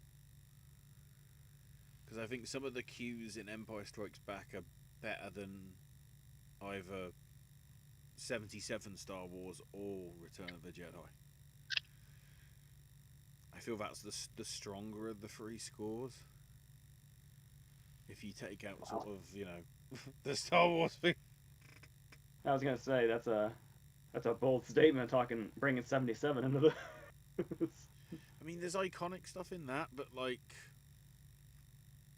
Empire Strikes Back is where you get the first sort of the dabbling in sort of, sort of the grey area. Because 77 was very much there's heroes and there's villains. And they only sort of briefly touch on Vader's backstory to some extent. But when you sort of understand more and sort of understand where he's coming from with Empire Strikes Back, you kind of see his viewpoint. Okay, it's, elaborated on much more when you when you take in the prequel trilogy and see, I still find it amazing because I think I want to say like this week's the anniversary of that first poster coming out of Jake, in the shadows, on Tatooine, and the sort of the silhouette of Vader sort of behind him. And that's all they needed to do for promotion, because what was it? I think it was literally people paid money to see Meet Joe Black because that was the film that had the Star Wars trailer. Once the Star Wars trailer finished, they walked out but willingly gave Meet Joe Black money because they just wanted to see the Star Wars trailer. That's how well that did when it maybe shouldn't have done. I don't know. Owen, you got a view? I'm gonna stick with Fame. Mm-hmm. I love that song. I love that score, and I definitely think that yes, it is an inspired winner, but I think it's a deserving one. Yeah, it might not seem inspired since it is a music movie, but like I'm saying, given what else is there, it's yeah, seeing it as a lineup, it kind of sticks out. So for 81, do we stick with Chariots of Fire or switch to Dragon Slayer, On Golden Pond, Ragtime, and Raiders of the Lost Ark? God. Well, you have two iconic, instantly recognizable themes together. Trouble is number one. I think Raiders is overrated, so there's that. But there's also the fact that I'm trying to remember score from Chariots of Fire that is not the theme. And I'm sure this is more chalked up to the fact that I just don't typically rewatch Chariots of Fire, or else I might know better. But I guess for me, what this ultimately comes down to is it the Indiana Jones theme or is it Chariots of Fire's theme? To which, sacrilegious as it may be to some people, I would probably stick with Chariots of Fire. It's like there's a reason that's like the triumphant theme of like all time.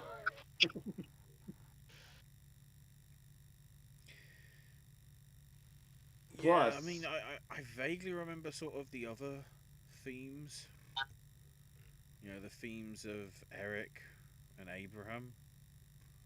Vaguely. To me, that stands out more because if you look at sort of it as an English perspective, there's somebody that's going to be absolutely ripping their hair out because they used a synthesizer on something about 1920s England. Which I think is just why it somehow sort of it somehow, just through the score alone, the film can somehow transcend time, even though the subject matter is now 100 years beyond. That's a pretty great take. Yeah. Another downside for Raiders, again, maybe it's just me. I'm one of those people where if you play either the Superman theme or the Indiana Jones theme, I might not be able to tell you which one is which.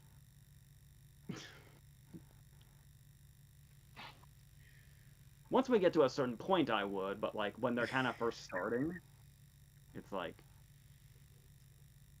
they're pretty similar, man. So, so for 82, we have to switch a little bit. Oh, unless Owen, do you want to give a thought on 81? Chariots of Fire. Okay. Right. So it's funny because we use that piece when as audio walking around the park. And yeah, when I'm not listening to the major pod on my AirPods and I'm walking around the park, I can hear Chariots of Fire as I'm walking through. And yes, it's just kind of a pump up anthem. It really is. Speaking of themes that are instantly recognizable, Let's go. well, no, swerve. We're first doing original song score and its adaptation. oh god, So it's either Victor Victoria that won, or One from the Heart, or Annie. I only just saw One from the Heart for the first time early last year, and I fucking loved that movie. I can't believe I had not seen it before. And they recently put a 4K out that I desperately want. That is a very unsung Coppola movie. So I'm gonna say that.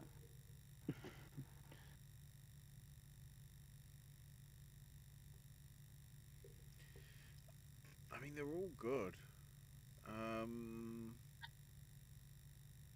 I'd probably stick with Victor Victoria, but yeah, Annie and One for the Heart are sort of very good. Certainly, Annie Fish is a good adaptation from the musical off the stage.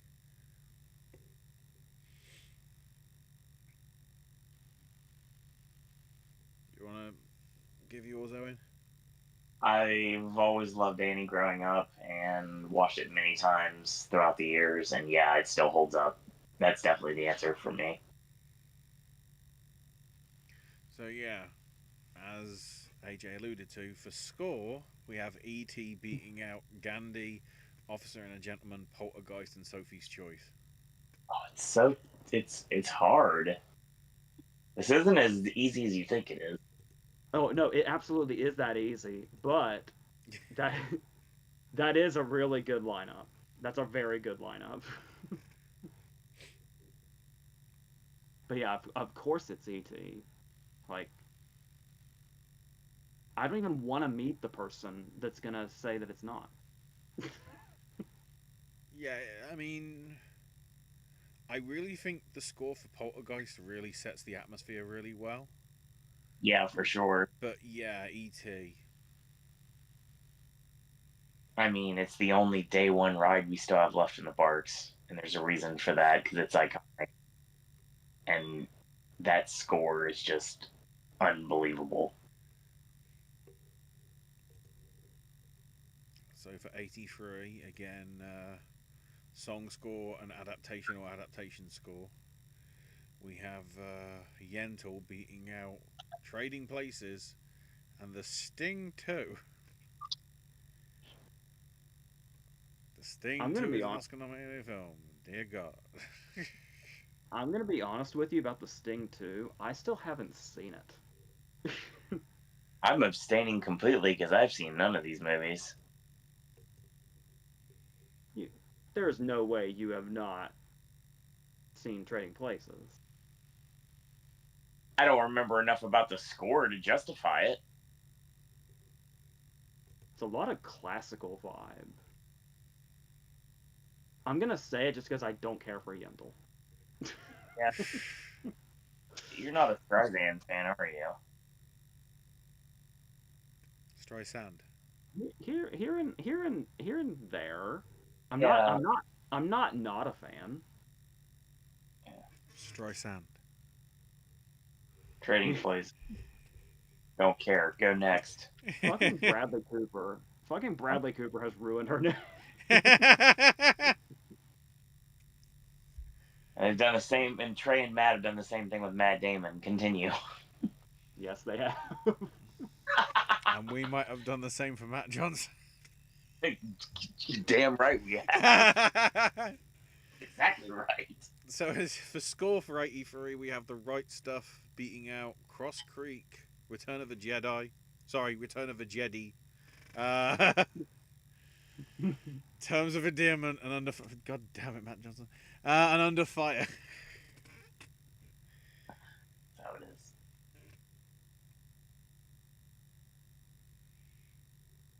I am tempted. It's hard for me to not say Return of the Jedi because Return of the Jedi is the movie that made me want to make movies. Mm-hmm. Yep. So like everything about that movie, even the hated stuff, is just. You sound like you're a creature from Return of the Jedi right now. Sorry, I was yawning. You sound, Very. you sound right out of Jabba's palace right now. I haven't eaten all day, dude. Let's go. Yeah, I mean, yeah, I just love everything about Return of the Jedi. So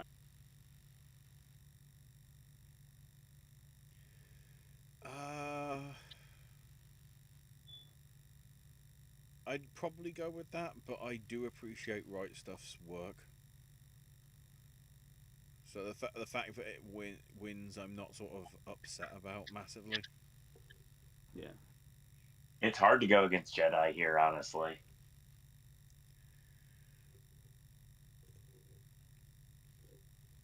And then the final of the original song scores. Oh. Purple Rain beating out Muppets Take Manhattan and Songwriter. Oh man. I know the Muppets are typically irresistible, but I'm probably gonna stick with Purple Rain on that. I actually feel like Take Manhattan is one of their weaker movies. Is that fucked up? No, it's for some reason, weirdly enough, it's the one that I clung to the most growing up. It's the one I watched over again.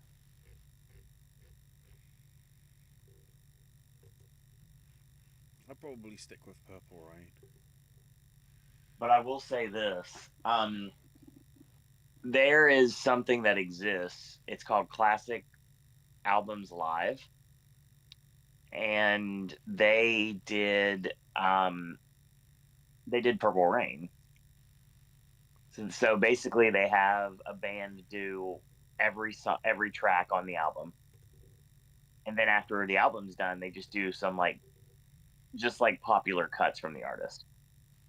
So I had the pleasure of hearing Purple Rain soundtrack live. Granted, it wasn't Prince, but I mean, still, it's pretty freaking awesome. And yeah, obviously, my Kevin Smith heart's going to talk about Morris Day at a time. But yeah, Purple Rain's the right answer here. I love Muppets Take Manhattan, probably more so than most people I know. Because again, that's the Muppets movie that I watched over and over again. But yeah, you can't beat Prince, man. Seriously. His royal badness wins again. I love that Kevin Smith story still to this day. And the Dave Chappelle one, too. And then for score, Passage to India beat out Indiana Jones and the Temple of Doom, The Natural, The River, and Under the Volcano. I'm gonna say The Natural. Yeah, I'm saying The Natural as well. Yeah, sort of. I probably edge that because, at least in terms of score stuff, if we're talking about sort of the Indian atmosphere stuff, Gandhi did it better a few years before.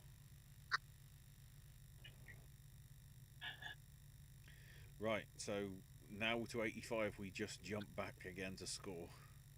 No original songs. We'll put that away. So for 85, John Barry's Out of Africa beats out Agnes of God, The Colour Purple, which has 55,000 people apparently as part of the soundtrack. Silverado and Witness.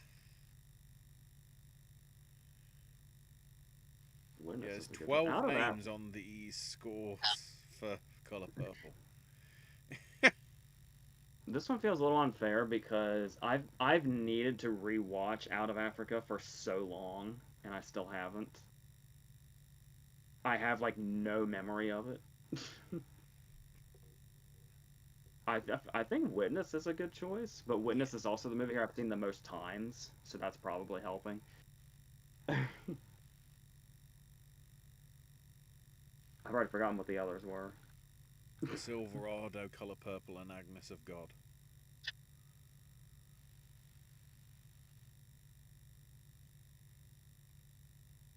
See, these are all movies I do remember, but I don't remember their scores very well. Like Agnes of God is something that feels like it probably has a great, because there's something like kind of eerie about that movie. But this is me totally shooting in the dark. I personally just stick with John Barry because it's the to me it's the quote unquote career thing, because some of his work on the Bond scores was never going to get recognised. Annoyingly.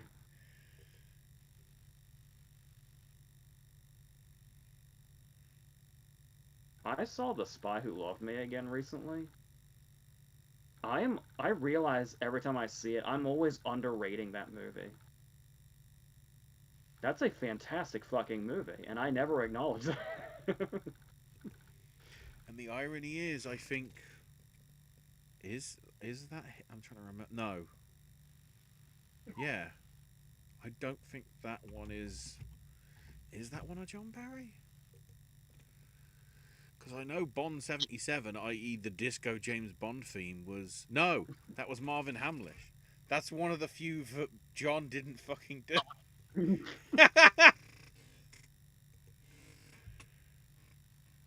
It's semi-relevant. A little bit. Then again, you know, he came back for Moonraker and gave us the epicness that is bloody... I think it's Flight into Space. That's the track that you sit... That's the track that plays when it first unveils Drax's space station. That feels like some of the sort of like, that feels like he just wanted to do space Lawrence of Arabia, and that one track is like, yes.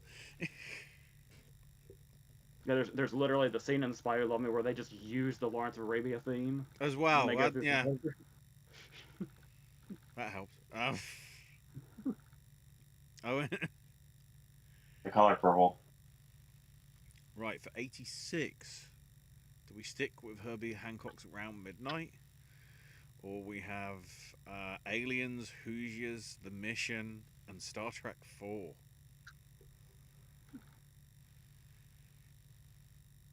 That's another great list, but I feel like this is another one where it logically goes to the movie about music. I've always felt like Round Midnight was a great winner for this. Mm-hmm. As much as the others have great scores, that really Star Trek, Aliens, and The Mission sort of have good ones that sort of set the scene. Really, it's hard to say with Hoosiers because it's sort of more of a sports thing. Even though obviously we only had that a few years back with A Natural, but yeah, Round Midnight was a good put together thing. Owen? I have to abstain. No problem. For 87, The Last Emperor beating out Cry Freedom, Empire of the Sun, The Untouchables, and Witches of Eastwick.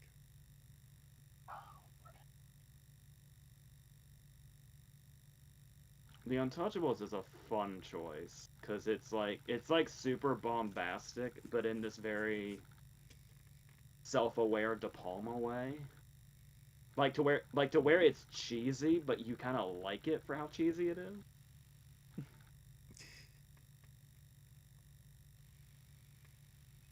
The Last Emperor is another one where it's like I'm sure it's great, but I honestly don't remember it.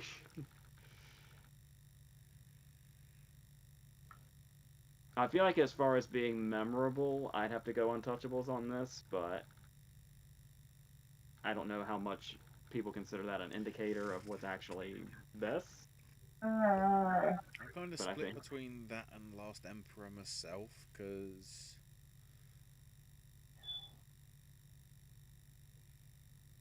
again, sort of semi-career stuff. There was some really good scores from Sakamoto that I feel didn't get as much recognition as they should have done, like Merry Christmas, Mr. Lawrence, from a few years before. Um, and of course, technically, David Byrne's part of the soundtrack, so stop making sense.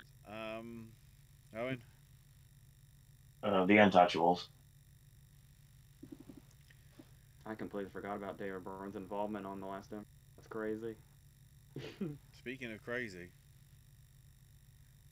Rain Man, Gorillas in the Mist, Dangerous Liaisons, and The Accidental Tourist lost to a film that I've never heard before. The Milagro Beanfield War. um,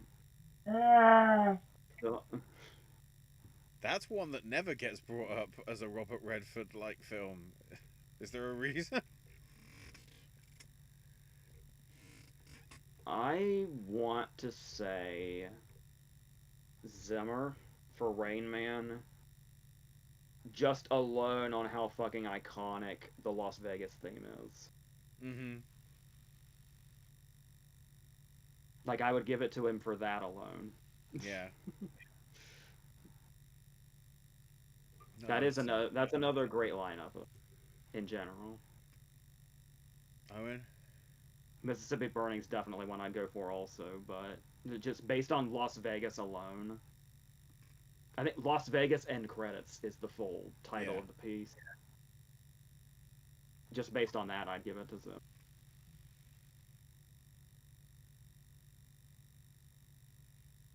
Owen, are you abstaining or? Run the list again, real quick. Milagro Beanfield War, Accidental Tourist, Dangerous Liaisons, Gorillas in the Mist, and Rain Man. Rain Man. I mentioned Mississippi Burning, it's not even in there. Yeah. Didn't even get nominated. And then 1989, Little Mermaid beat out Born on the 4th of July, Fabulous Baker Boys, Field of Dreams, and Indiana Jones and the Last Crusade.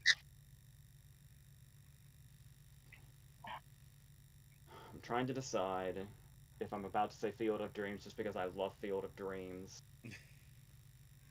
in general, or if it's actually the score. Because the score that's a movie that's very the tone setting the tone makes or breaks a movie like Field of Dreams.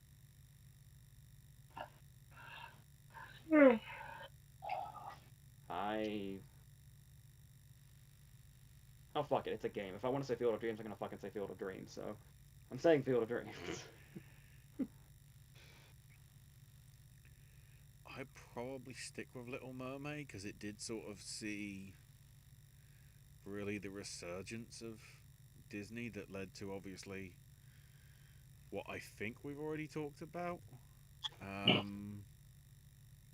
Yeah, we've already covered 90, so you know the fact that it led to Beauty and the Beast and Aladdin and Lion King, you know, in the sort of and hell even Pocahontas as well. I forgot about that. And Hunchback. It sort of musicals and scores from Disney movies came back into effect. Thinking back to the old days, which is an option because Bry has given us the options for original song. So we've obviously covered the sort of ages that we're used to. So basically, we have for song we have the 30s, 46 through 49, the 50s, the 60s, the 70s, or the 2010s, which means we'd also be able to include the shortlist mentions from 2018 and 2019 when they came into. I feel like if you want genuine answers, you're gonna have to go with 2010 for. Yes, you are absolutely. This I is don't one of my. know. Let me, because I was one that I've always wanted to, because there's a lot of good songs in it that I feel people know, but they might not know are sort of from movies, is 60s. There's a lot of good songs in a fair bit of the 60s, because I didn't want to just go 70s and then we're sort of doing the block.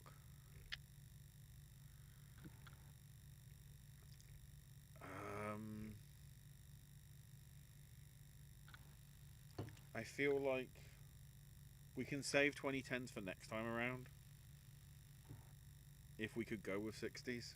Just to get sort of one of the older ones out the way. We can. Because there's a few, yeah. I'll just have to. So, Is it- well, hopefully we remember and we can do a little research. Well, yeah. Roy has mentioned I'll do an unlisted playlist and put a link on the Discord server. So we'll be able to sort of check it out. But yeah, like there's some tracks where I'm like, you know,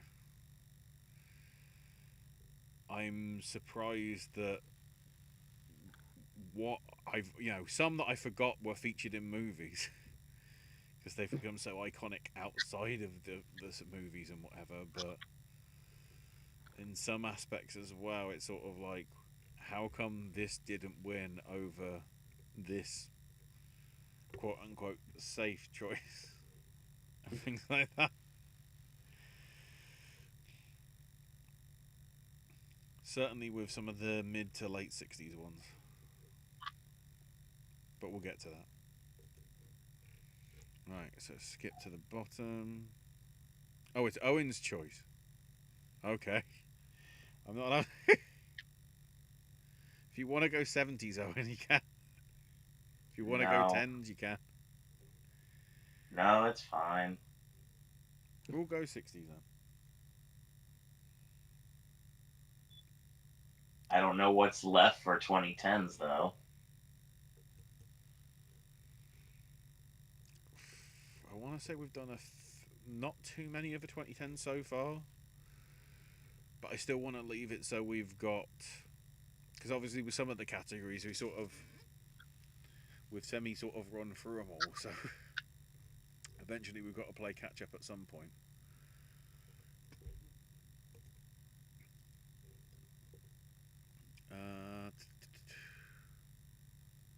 Oh, in terms of the bridge stuff as well, Josie mentions the Golden Gate Bridge scene in George of the Jungle. When you type that, I was like, oh, View to a Kill. Just because Christopher fucking Walken. It's the only bit I remember from that scene at the end. Where bloody Walken's looking like driving the blimp at his bloody henchman guy, and he just goes, "Go!" in such that, like, whatever, you know, like, in such that way. It's like, he didn't say go, it was like, go! Like, I'm walking here! Like,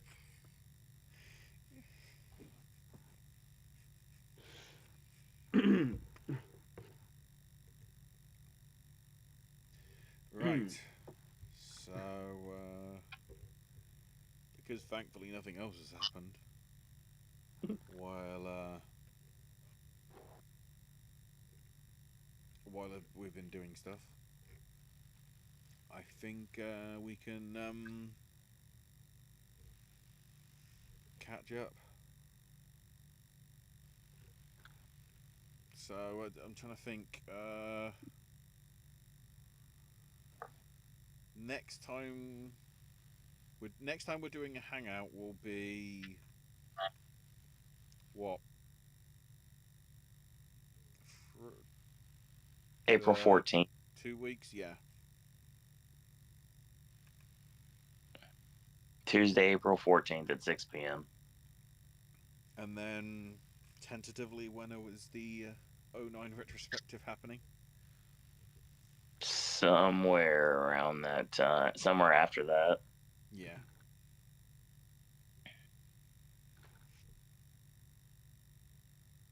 You might get 3 shows in this month, which would be impossible.